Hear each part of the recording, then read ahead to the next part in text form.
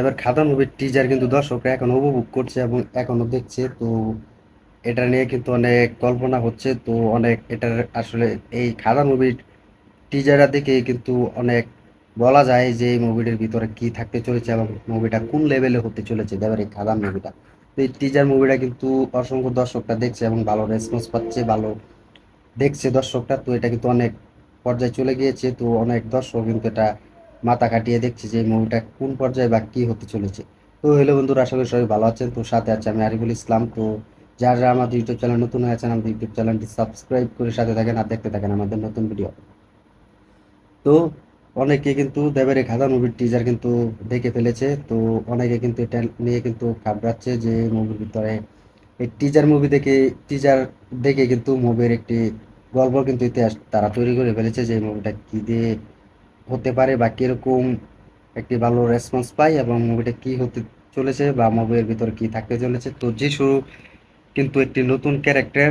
আমার মনে হয় না যিশু তেমন ভিলেন হিসেবে কাজ করবে। তো যিশু কিন্তু একটি নতুন ক্যারেক্টার হিসেবে দেখা যায়। তো যিশুর সাথে যে দেবের একটি ভালো বন্ধুত্ব হওয়াটা, এই বন্ধুত্বর মাঝে আমার মনে হয় ভিলেন থাকতে পারে যিশু।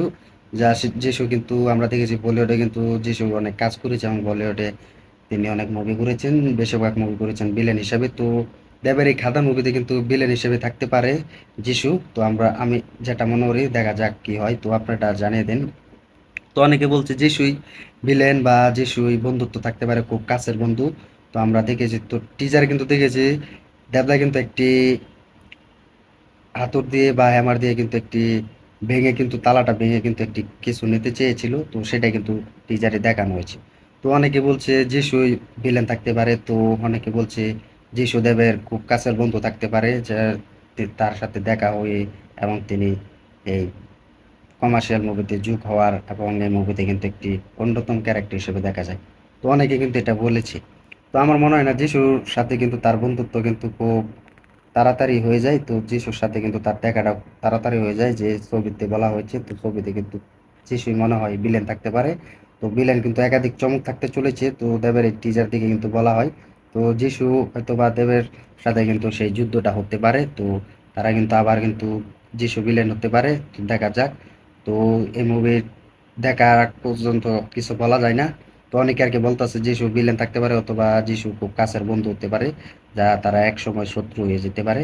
তো ছবিতে কিন্তু এটা কিন্তু ফুটিয়ে তোলা হয়েছে। তো অনেকে কিন্তু বলছে।